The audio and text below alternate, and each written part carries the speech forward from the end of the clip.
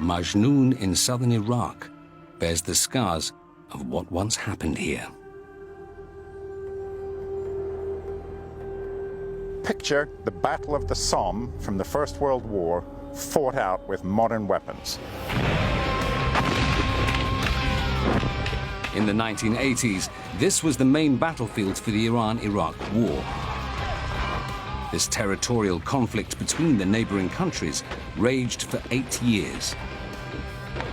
All around us are the remnants of that war, the barbed wire, the trenches, and the craters.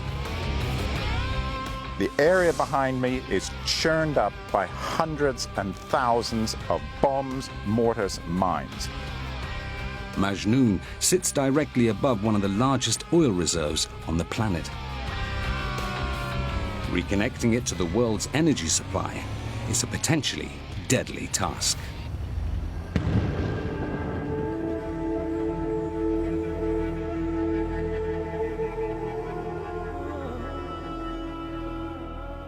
Shell has been developing the Mejnun oil field since 2010 under its contract with the state-owned South Oil Company. After a major upgrade, the oil is now flowing, but more wells, production facilities, and pipelines are needed to make it fully productive and to help get Iraq's economy back on track. The desert is littered with thousands of live munitions. These must be cleared before any expansion can take place. This critical task falls to Mejnun's Explosive Remnants of War team. It's coordinated by former British Army bomb disposal officer Tony Wiles. Martin and Jay, if you can go over to OPF2. Yeah, roger, mate. And I'm going to go down into source line.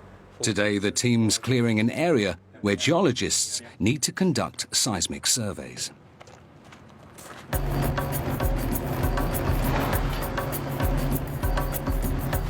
Tony is well aware of the dangers. Having been blown up in 2006 myself, the clearance is very close to my heart. An IED was detonated under him after he rescued 2 people from a minefield in Lebanon. I saw the wire, but unfortunately wasn't fast enough to get away from it. And it ended where I was traumatically amputated on the right leg. Since the clearance started in Mejnun, there hasn't been a single injury among the team.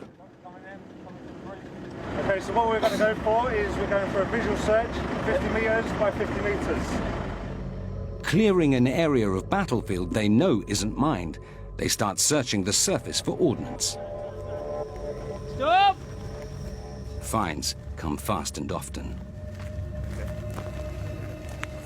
So here we have a mortar. At the moment I can't see what type of mortar it is because it's partially buried.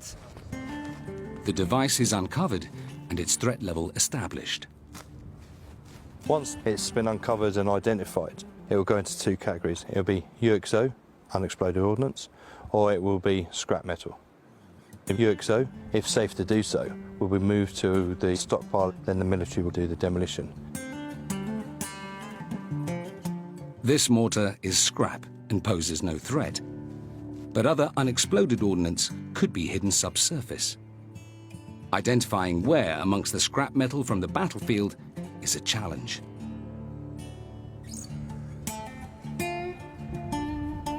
The entire surface of Mejnun is covered in metal fragments.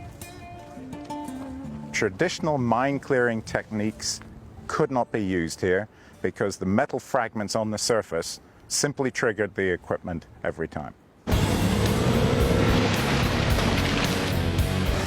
To tackle this problem, Shell has come up with a unique solution. Its own fully armored bulldozer to remove the most dangerous layer of soil. So if we go and have a look at the place where we're going to break ground, then everybody else follows after. Yes, okay. The team has learnt that the vast majority of unexploded ordnance is in the top 40 centimeters of soil. Mechanically clearing that layer creates safe working lanes across Mejnun. The current bulldozer is off the shelf, but we've put 16mm armour around it, and we've bespoke a plough to the front. 29-year-old Wissam Hamad is one of 250 Iraqis now employed by Shell's Explosive Remnants of War team. He's more used to driving on construction sites than on a battlefield. طبعا اكو اختلاف بين الالغام، لازم تكون شغلك بالالغام بنظام، تاخذ احتمال يعني مثل ما يقول حذر اكثر من ما انت تشتغل منطقة اعتيادية، لان هاي المنطقة بها الغام. لازم تكون حذر، انتباه اكثر، تركيز عندك بالعمل، تشتغل بجدية يعني. Other team members watch from a safe distance while Wissam breaks fresh ground alone. During the conflict, there was a lot of anti-vehicular weapons used. So by armouring the equipment that we use gives an added protection to the driver if something was to function whilst being pushed away. But today, the find is not unexploded ordnance.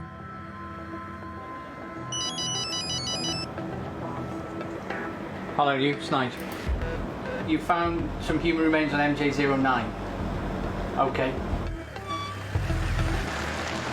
In his role as company site representative, Nigel Rees is called in whenever bones are unearthed.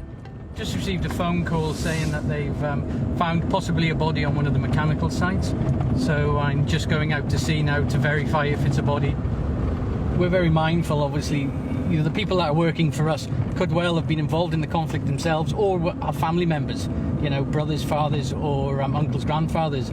So once we identify a body, we try and afford it as much dignity as we can.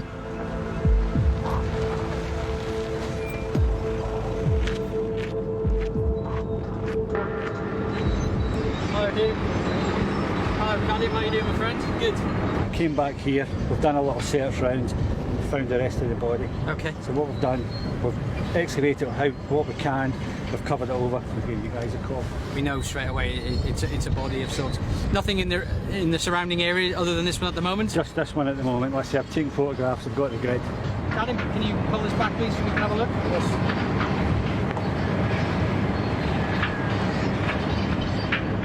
Have we got no uniform? Like sometimes we find uniforms with them? The Iran-Iraq War was one of the longest of the 20th century.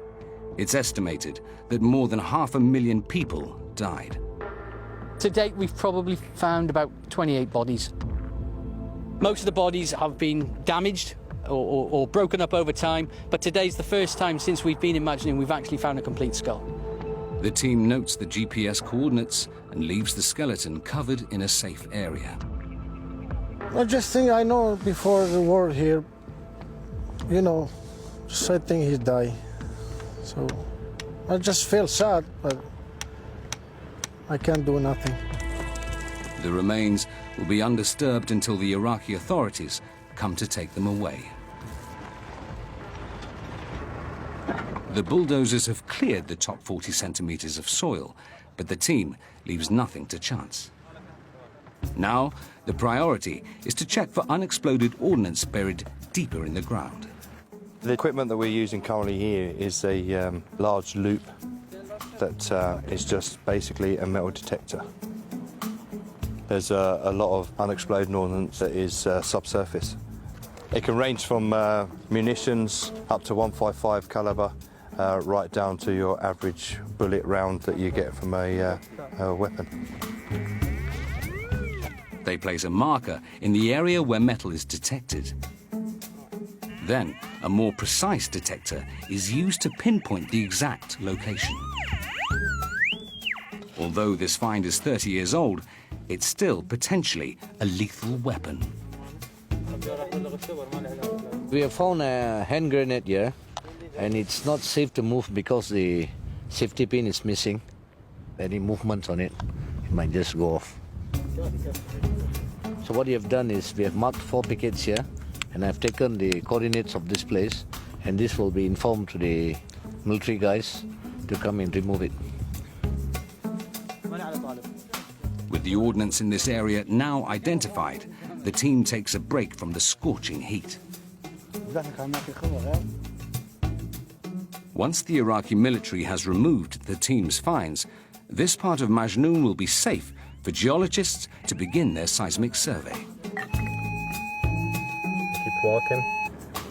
Over the last 3 years, we have cleared over 12,000 items of unexploded ordnance. We've cleared, in that time, about 5% of the field, an area equivalent to about 9,000 football pitches. And yet the biggest challenge lies ahead. As well as clearing battlefields, the team will soon be clearing one of Mejnun's largest minefields. The only way to do this is by hand. Minefields in general are a higher hazard than battle area clearance. With minefields, they're generally buried, so it's very difficult to clear minefields in this terrain. The deminer has to do it by the feel of the shovel and slowly removing the soil in front of him, looking and feeling and prodding as he goes along.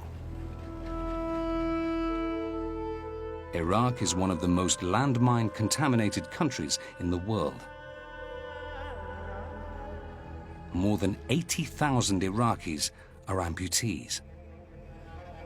The problem we've got in Iraq is that the local population has grown up around war, so they see mines every day, so they don't deem them being dangerous.